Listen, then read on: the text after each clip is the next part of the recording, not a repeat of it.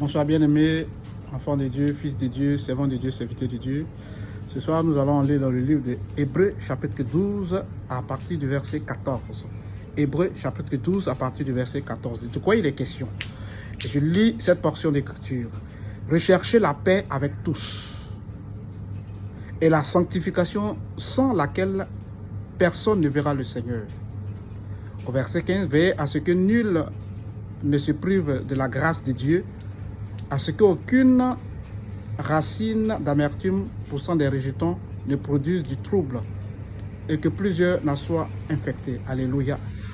Bien, mais ce soir, il s'agit de quoi? Il s'agit de la sanctification.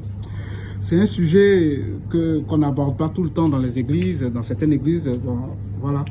Et ce soir, nous devons de parler de ça en tant que serviteur de Dieu, en tant que loin de Dieu. C'est quoi la sanctification? Le fait de se sanctifier, c'est être hors d'eux. C'est-à-dire que ne pas se vautrer dans certaines pratiques, en fait.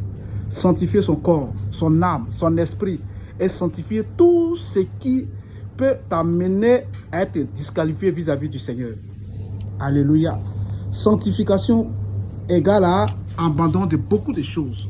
Bien-aimé chrétien, tu es devenu chrétien, tu dois quitter dans cette pratique. Tu es devenu chrétien, tu dois contrôler ton langage. Tu es devenu chrétien, tu dois contrôler ta manière de faire. Tu es devenu chrétien ou chrétienne ou homme de Dieu, servant de Dieu, tu dois abandonner certaines choses que tu faisais auparavant. Nous devons quitter certaines choses. Alléluia. Si nous avons été mis à part, c'est parce que nous sommes le peuple de Dieu. Et le peuple de Dieu ne doit plus se retrouver dans les anciennes pratiques, dans les anciennes choses. Amen. Donc ce soir, toute personne doit rechercher la sanctification. Même si tu étais sanctifié, sanctifie-toi davantage, bien-aimé. Tu dois sanctifier ta bouche. Tu dois sanctifier tes yeux. C'est-à-dire qu'il y a des choses que tes yeux ne doivent plus voir. Même si tes yeux les ont vues par mégarde, il faut que tu demandes pardon au Seigneur. Il y a des choses que ta bouche ne doit plus dire. Il y a des enfants de Dieu, tu es homme de Dieu, tu es serviteur de Dieu, tu es en fait loin de Dieu, tu es fidèle. Et on te retrouve dans beaucoup de calomnies, beaucoup de critiques. Quand c'est pour critiquer les pasteurs, tu es premier. Quand c'est pour critiquer les servants de Dieu, tu es premier. Quand c'est pour critiquer tes collègues, tu es premier. Bien-aimé, quittons toutes ces choses.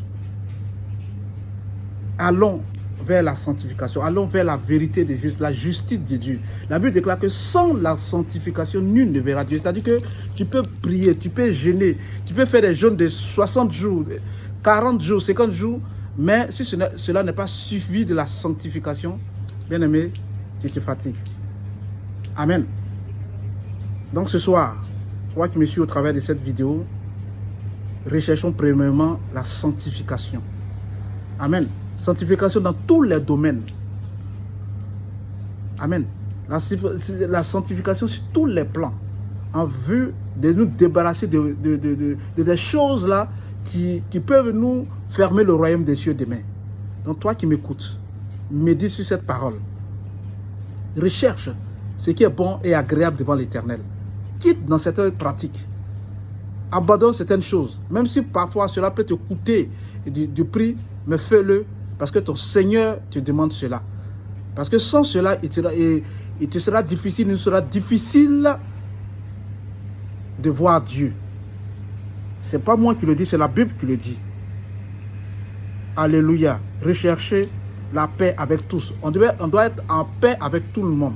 Alléluia. Rechercher la paix, ne pas être une pierre d'achoppement pour toi, pour tes voisins, pour tes voisines. La Bible déclare aussi, ne fais pas à l'autre ce que tu aimerais qu'on te fasse. Ne fais pas à l'autre ce que tu aimerais qu'on te fasse. Alléluia.